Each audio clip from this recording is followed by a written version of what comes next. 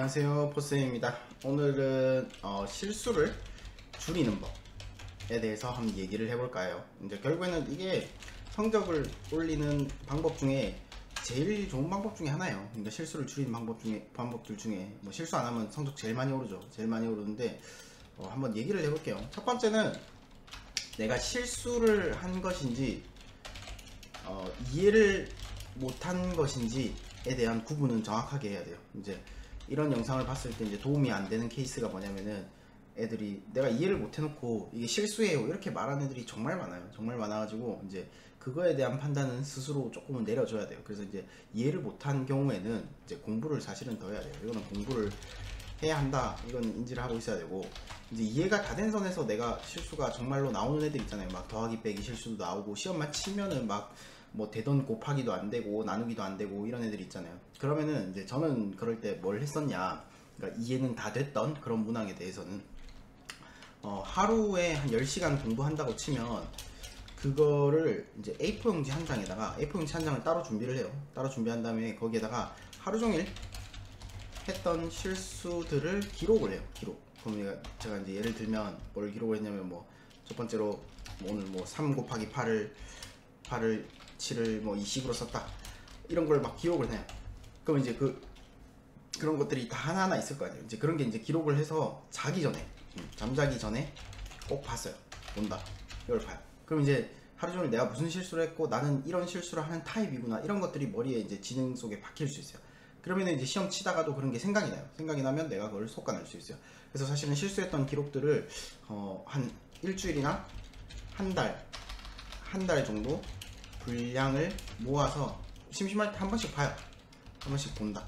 그럼 실수가 진짜로 장난이 아니고 확 줄어요. 이걸 아무리 얘기를 해도 이제 이렇게 실천을 해봐라 해도 하는 학생들이 거의 없어요. 거의 없는데, 진짜 이제 내가 실수 때문에 뭐가 안 되는 것 같다, 안 풀리는 것 같다, 이런 학생들은 꼭 이걸 해보세요. 이걸 해보고 그 다음에 또 실수를 줄이는 법 중에 뭐가 있냐면은, 예를 들어서 내가 수학 문제집을 풀었다. 근데 이제 뒤에 연습 문제를 푸는데 더하기 빼기가 꼬이고 뭐가 자꾸 꼬이고 막 실수를 자꾸 해요. 실수를 하면 이제 그 특정 문항에 대해서 밑에 요걸 써놔요.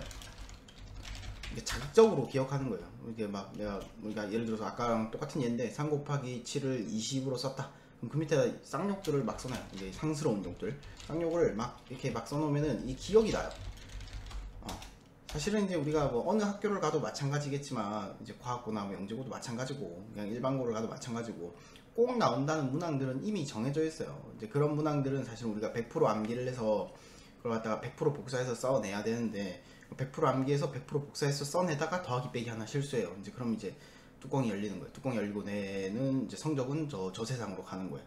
그럼 이제 우리가 뭔 생각을 해야 되냐, 이걸 갖다가 꼭 해놔야 되는 거예요. 꼭 나온다는 문항들은 100% 암기가 돼야 되고, 그럼 그때 내가 실수가 나온다 그러면 이제 쌍욕을 써놓는 거예요. 이제 그러면은 그 문제를 갖다가 완벽하게 암기를 할 수 있을 거예요. 그러면은 이제 별 탈 없이 시험을 치지 않을까요? 이런 생각을 한번 해보세요.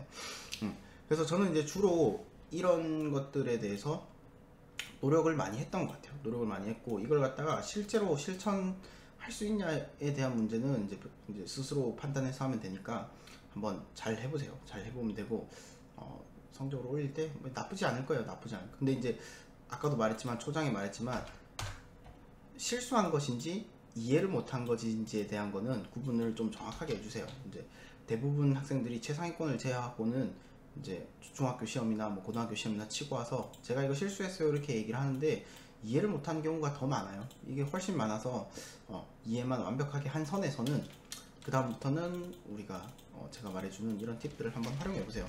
그러니까 자기 스스로 이런 걸 만들지 마세요. 뭘 하면 안 되냐면, 이제 그런 학생들이 있대요.